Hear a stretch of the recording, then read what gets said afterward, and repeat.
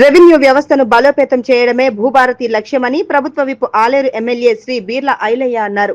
యాదాద్రి భువనగిరి జిల్లా యాదగిరిగుట్ట మండల కేంద్రంలో తెలంగాణ రాష్ట్ర ప్రభుత్వం ప్రతిష్టాత్మకంగా రూపొందించిన భూభారతి చట్టంపై అవగాహన కార్యక్రమాన్ని నిర్వహించారు. ఈ కార్యక్రమంలో ముఖ్య అతిథిగా ప్రభుత్వ విప్ ఆలేరు ఎమ్మెల్యే బీర్ల ఐలయ్య హాజరయ్యారు. వీరితో పాటు యాదాద్రి భువనగిరి జిల్లా collector Hanumantha Rao, market committee chairman Ayinala Chaitanya Reddy, ప్రభుత్వ అధికారులు, ప్రజలు తదితరులు పాల్గొన్నారు. ఈ కార్యక్రమంలో ముందుగా భారత రాజ్యాంగ నిర్మాత డాక్టర్ బాబాసాహెబ్ అంబేద్కర్ గారి చిత్రపటానికి పూలమాలలు వేసి ఘనంగా నివాళులర్పించారు. అనంతరం జ్యోతి ప్రజ్వలన నిర్వహించి భూభారతి చట్టం పోస్టర్ ని ఆవిష్కరించారు.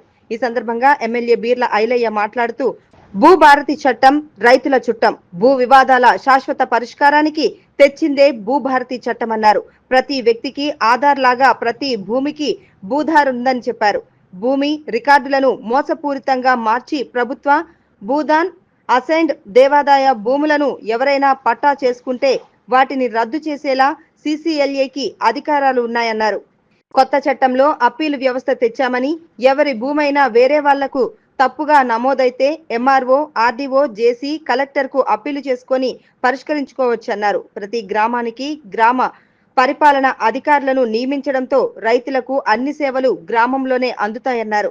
రెవెన్యూ వ్యవస్థను బలోపేతం చేసి రైతులకు, ప్రజలకు అన్ని సేవలు అందించేలా ఉపయోగపడుతుందన్నారు. ధరణి వల్ల రైతులు, భూ యజమానులు ఎదుర్కొంటున్న సమస్యలన్నింటికీ రేవంత్ రెడ్డి గారి ప్రభుత్వం తీసుకువచ్చిన కొత్త ఆర్ఓఆర్ చట్టం భూభారతితో సులభంగా పరిష్కారం అవుతుందని అన్నారు.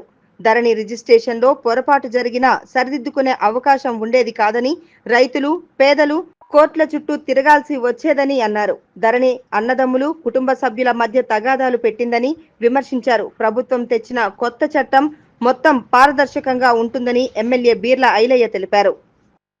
చాలా మంది రైతన్నలు కావచ్చు, భూస్వాములు కావచ్చు, ఇబ్బంది పడి ఏదైతే మనం గతంలో అధికారం రానప్పుడు అప్పుడున్నటువంటి పిసిసి అధ్యక్షుని హోదాలో ఇప్పుడున్నటువంటి మన గౌరవ ముఖ్యమంత్రి రేవంత్ రెడ్డి గారు పాదయాత్ర చేస్తుంటే ప్రతి గ్రామంలో భూ సమస్యలే.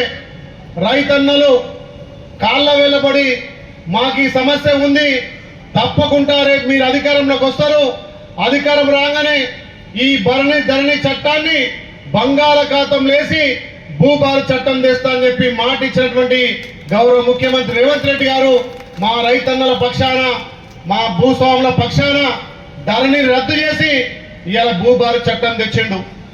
ధరణిలో ఉన్నటువంటి లోపాల గురించి పెద్దలు చాలా విషయాలు చెప్పారు. ఆ ధరణి వల్ల ఏ ఒక్క రైతైనా సమస్య ఉంటే ఎంఆర్ ఆఫీస్కి వచ్చి అడిగితే ఎంఆర్ఓ నా చేతులు లేదు, ఆర్టీఓ తానుకో అంటాడు. ఆ రైతు మళ్ళీ ఆర్టీఓ ఆఫీస్కి పోయి ఆర్టీఓని అడిగితే ఇది నా చేతులు లేదు, కలెక్టర్ తానుకో అంటాడు. ఆ రైతు మళ్ళీ కలెక్టర్ ఆఫీస్ పోయి కలెక్టర్ తాను మొరబెట్టుకుంటే కలెక్టర్ కూడా నా చేతులు లేదంటాడు. మరి ఇక్కడ ఎంఆర్ఓ చేయకపోయి, ఆర్టీఓ చేయకపోయి, కలెక్టర్ చేయకపోయి, ఎక్కడ పోవాలి? హైదరాబాద్ ఉన్నటువంటి సీసీఎల్కి పోవాలి. రైతు ఇక్కడి నుంచి గ్రామం నుంచి సీసీఎల్ హైదరాబాద్ పోతాడా? అక్కడ పోతే కూడా నా చేతి లేదు, కోర్టుకు పో అంటాడు. అంటే రైతుని ఇట్లా ఇబ్బంది పెట్టే ఆ ధరణిని బంగాళాఖాతం వేసి నీ భూమి మీద నీకు సర్వ అధికారాలు, నువ్వు భూమి కొనుగోలు చేసినా ఎంబడే నీకు మొటేషన్ అయి నీకు పాస్బుక్లలో వచ్చే విధంగా ఏదైతే గత ప్రభుత్వం తీసుకొచ్చినటువంటి ధరణి చట్టం వల్ల ఎల్లాక మా సీనన్న కరెక్ట్ చెప్పిండు. పట్టా కోవాలుంటే కబ్జా కోవాలుంటారు. గతంలో మన తాతల ముత్తాతలు కూడా భూమిని కొన్నాం కానీ రిజిస్ట్రేషన్ చేసుకోలేదు. అప్పుడు మనుషులకు విలువలుండే, భూములకు విలువలు లేకుండే. ఇప్పుడు భూములకు విలువలు వచ్చినాయి, మనిషికి విలువ లేకుండా అయింది. భూములకు విలువ వచ్చి మనిషి విలువ లేకుండా అయినాయి. మరి అలాంటప్పుడు కబ్జా కాలం అని గతంలో ఉండే, ఆ కబ్జా కాలం తీసేసిరు. ధరణి ఒక్కటే దేవుడు వల్ల పట్టాదారే. ఈడ కబ్జాలో ఆయన ఉంటాడు, పట్టోక ఆయన ఉంటాడు. గతంలో మన తాతల ముత్తాతలు కొన్న భూములు మీ పెద్దలు మా మోటు సామెత చెప్తారు, ఎందుకే మా పటేలుగా మా పెద్ద మనిషే కదా, ఎట్లా ఒక కబ్జా నేనున్నా దున్నుకొని వస్తున్నా, 10 ఏళ్ళ నుంచి నేనే పంట పండిస్తున్నా, ఏడుగోద్దంటే ఈ ధరణి వచ్చిన తర్వాత ఎవరైతే అమ్ముకొని పోయిన పేర్లు మళ్ళా రావడం వల్ల వాళ్ళు హైదరాబాద్ నుంచి వచ్చి భువనగిరికి అమ్మితే సీనేమో భూమి కబ్జా మీద ఉండే. కొన్నోడు పాస్బుక్ తీసుకొచ్చి నాకు పట్టా ఉందని పరిచయం పెట్టే. దానికి మన పెద్ద మనుషులు గత కార్ఖాను అది ₹1,00,00,000 అమ్మి ఉంటే ఎందుకు రాబోయే నీకు శాత కాదు నేను చేస్తా అని చెప్పి వెళ్ళాక మా ఎంపీ చెప్పినట్టుగా సగం ధరకే పెట్టుకునేది. అంటే రైతు తన భూమి మీద తనకి సర్వ అధికారాలు ఉండాలి. ఎవరైతే కబ్జా ఉందో వాళ్ళే పట్టాకు ఉండాలి. కబ్జా కాలాన్ని మళ్ళా పునరుద్ధరించాలి. దున్నుకున్న వానికే హక్కు కలగాలి. గతంలో ఏదైతే సాదా బైనాంలో కొని రిజిస్ట్రేషన్ చేసుకుని వాళ్లకు ఆ ధరని వచ్చిన తర్వాత వాళ్ళకు మోటేషన్ కాలే, రిజిస్ట్రేషన్ కాలే. అప్పుడు ఏదైతే దరఖాస్తు చేసుకునే వాళ్ళందరూ కూడా ఈ భూభారతి చట్టం వల్ల ఇవాళ మళ్ళీ సాదా బైనామాలన్నీ కూడా మొటేషన్ చేసి మీకు పాస్బుక్ లెక్కిచ్చే కార్యక్రమం ఈ భూభారతిలో ఉంది. గతంలో అన్నదమ్ములు భూములు పంచుకుంటే ఏం చేసేది, వాళ్ళ మేనమామ లేకపోతే వాళ్ళ చుట్టాలు వచ్చి భూములు పంచేది. అప్పుడు బాయికాడ ఒకరుండ్రి, ఈ మల్లపూర్లో ఒకరుండు, ఈ సైలపూర్లో ఒకరుండు అని చెప్పి ఆ బాయికాడ 5 ఎకరాలు, ఈ బాయికాడ 5 ఎకరాలు ఇచ్చేది. కానీ పాస్బుక్ మీద ఏముండేది, ఆడ సర్వే నెంబర్ ఉంటే ఈడ సర్వే నెంబర్, ఆడ ఇద్దరికి ఈడిద్దరికి ఉండే.